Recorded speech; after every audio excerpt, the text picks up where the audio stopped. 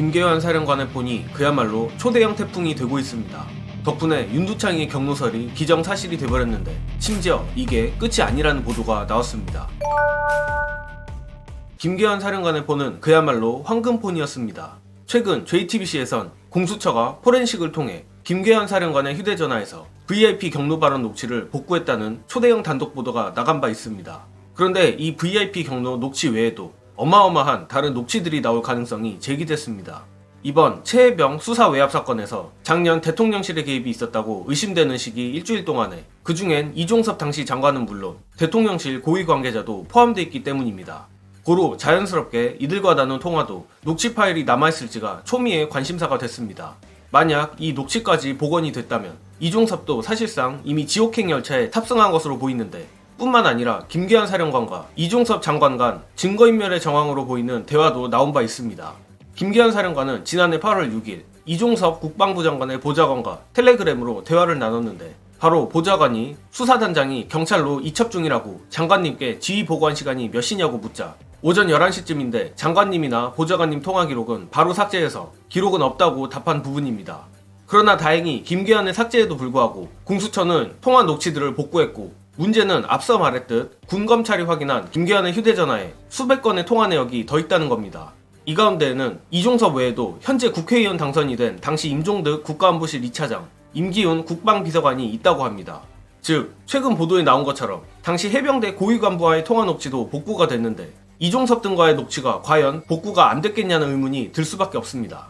만약 복구가 됐다면 정황상 이젠 용산의 목을 다이렉트로 겨누는 상황이 된 것인데 재밌는 건 용산 측에서도 현재 상황에 아주 절망하고 있다는 소문이 돌고 있습니다. 관련하여 요즘 정보지에 돌고 있는 용산의 절망 보시고 이어가겠습니다. 김계환 녹취에 용산도 당황. 앞으로 어떤 파일이 나올지 모르고 이종섭 핸드폰도 황금폰이라는 썰이 돌고 있어.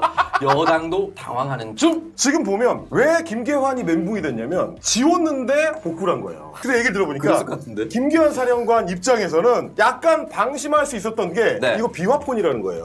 업무용 폰 같은 경우는 비화시킨다 그래. 이게 이제 말하자면 암호화돼요. 근데 그 비화폰이라서 자기는 이거 지우면 복구 못할 거라고 생각했대. 근데 말이 되냐고. 그게 너무 순진한 얘기야. 김계환 사령관 입장에서는 이게 진짜로 아무것도 안 남고 그렇게 되면 내가 돼요. 왜냐면 박정훈을 엄하게 모함한 사람이 돼. 근데 이게 중간에 나는 그냥 끼어있을 뿐이고 딴 사람이랑 뭐 이렇게 해가지고 명령을 받고 나는 그냥 전달하거나 이런 것만 했다. 그러면 이제 내가 빠져나갈 여지가 생기잖아요. 그래서 지우는 신용을 한 거 아니냐. 하여튼 이거는 일부러 남겨놓은 것 같지 않느냐라는 얘기가 이제 돌고 있다. 기자들끼리 합니다.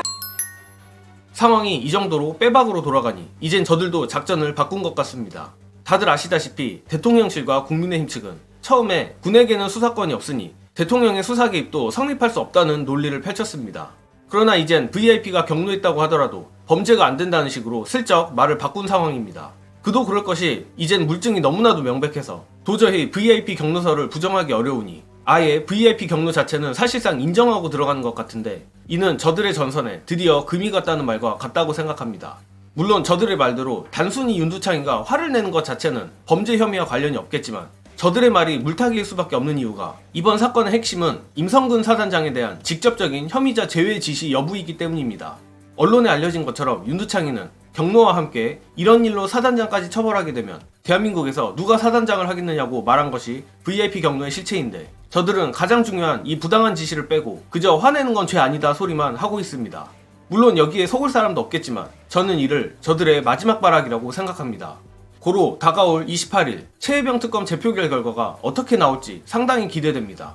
통과를 기대하고 있진 않지만 국힘에서 적지 않은 양심표가 나온다면 다음 국회를 할지라도 윤두창의 그림력이 약해질 수밖에 없습니다.